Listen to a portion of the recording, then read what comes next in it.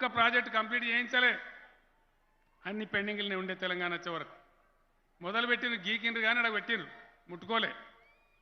భయంకరమైన బాధ. మహబూబ్ నగర్ పట్టణంలో 14 రోజులకు ఒక్కనాడు మంచినీళ్ళు దొరికేటి. 14 రోజులకు ఒక్కనాడు. ఆనాడు బిందెలు పట్టుకొని, ప్లాస్టిక్ బిందెలు పట్టుకొని ఎంత బాధపడ్డామో మీకు తెలుసు. ఇలా మిషన్ భగీరథ మా తల్లులకు, మా ఆడబిడ్డలకు తెలుసు. ఎవరి ఇంట్లో వాళ్ళే నల్లా పెట్టి బ్రహ్మాండంగా ఆడబిడ్డ బిందె పట్టుకొని బజారుకు పోకుండా నల్లాల పథకం తెచ్చి పెట్టుకున్నాం. ఇది ఎక్కడ ఇండియా మొత్తంలో, భారతదేశంలో ఎక్కడ లేదు. ఇవన్నీ కూడా మీకు తెలుసు. ఇలా కళ్యాణ లక్ష్మి కావచ్చు, షాదీ ముబారక్ కావచ్చు, అనేక రకాలుగా కేసీఆర్ కిట్లు కావచ్చు, అమ్మ ఒడి కార్యక్రమం కావచ్చు, అనేక కార్యక్రమాలు మనం చేసుకున్నాం.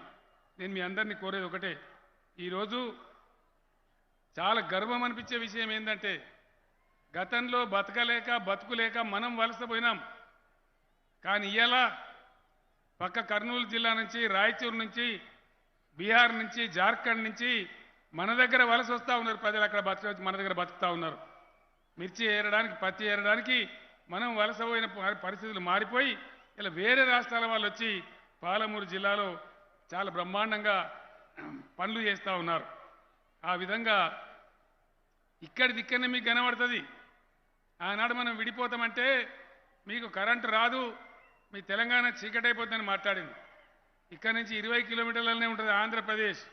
ఇలా తెలంగాణలో తుంగభద్ర ఒడ్డు దాటితే, తుంగభద్ర బ్రిడ్జి దాటితే యువతల 24 గంటల కరెంటు, అవతల మాత్రం 24 గంటల కరెంటు ఉండదు. అది మనం అందరం కూడా చూస్తూ ఉన్నాం.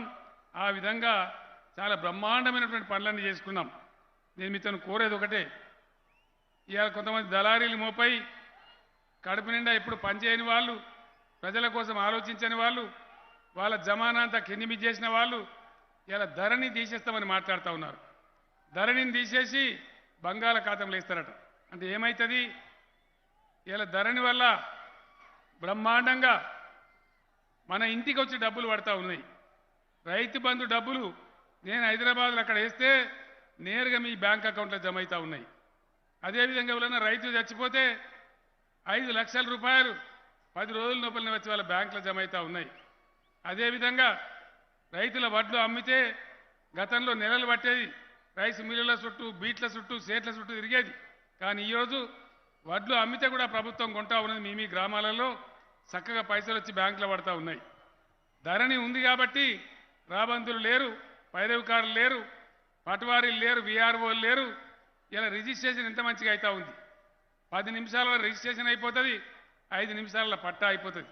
అదే మునుపటి రోజు అయితే రిజిస్ట్రేషన్కి ఎన్ని రోజులు, పట్టాకి ఎన్ని రోజులు, వాళ్ళ దయ, వాళ్ళు రాసింది లెక్క, వాళ్ళు గీసింది గీత. ఇంత మంచి సదుపాయం 3 సంవత్సరాలు నేను కష్టపడి తయారు చేసి ప్రజలకు తీసుకొస్తే కాంగ్రెస్ పార్టీ మాట్లాడుతూ ఉన్నది ధరణిని తీసి బంగాళాఖాతంలో విసిరేస్తారట.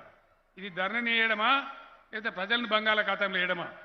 నేను మిమ్మల్ని అందరిని ఒకటే మాట అడుగుతా ఉన్నా, ఈ ధరణి అనేది ఉండన్నా తీసేయన్నా?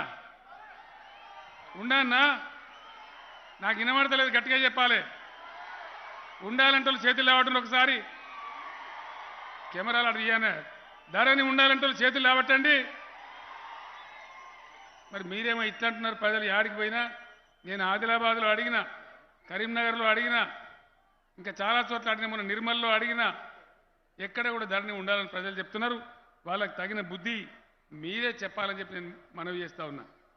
గతంలో కృష్ణమోహన్ రెడ్డి గారి తండ్రి చనిపోయినప్పుడు కార్యక్రమానికి నేను వచ్చిన. నేను హెలికాప్టర్లో రావచ్చు ఆ రోజు, కానీ హెలికాప్టర్లో రాలే.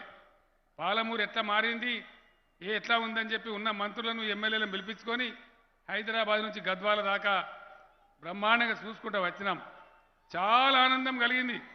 గతంలో ఎండిపోయి ఇబ్బంది పడ్డ పాలమూరులో ఎక్కడ చూసినా ధాన్యపు రాసులు, కల్లాలు బ్రహ్మాండంగా, కొనుగోలు కేంద్రాలు, హార్వెస్టర్లు అద్భుతమైన కలకల్లాడుతూ ఉంది.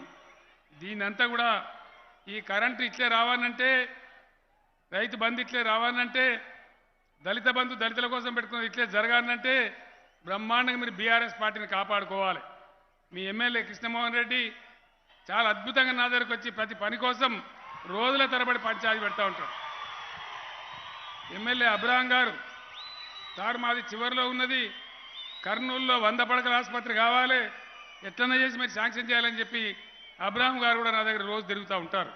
ఆ విధంగా ఆర్డీఎస్ పనులు కావచ్చు, గట్టు ఎత్తిపోతలు కావచ్చు, ప్రజలకు కావాల్సిన బాధ